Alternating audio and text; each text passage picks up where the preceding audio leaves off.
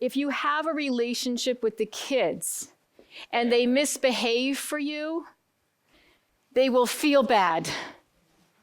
And they should.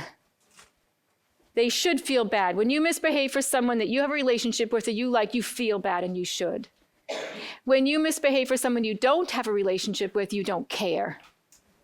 And so for me, that's my biggest obstacle to make sure that I grab onto, is that if this kid continually disrupts my class, blows off everything I say, calls me names, whatever, man, I'll tell you something. I'm having lunch with that kid, whether he likes it or not.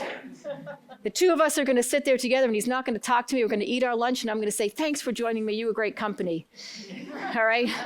Until that kid eventually realizes that this is how you get attention, not the way you're doing it. You get unconditional attention from me, which in some ways is a consequence. Kid's gonna eat lunch with me, he hates my guts, all right?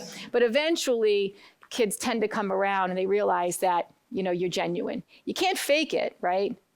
It's hard to fake, but you gotta try your best to kind of really be genuine and step out and say, I'm gonna step out of the box and I'm gonna have lunch with this kid. I'm gonna do what I can to get this kid to have a relationship, so at least when they do misbehave, they start to feel bad. All right, to me that's important. Thanks for watching, and I hope you found this video helpful. If you did, make sure to like and subscribe so you never miss another video. I speak and consult on school behavior, and I love to help districts solve some of these problems. See you next time.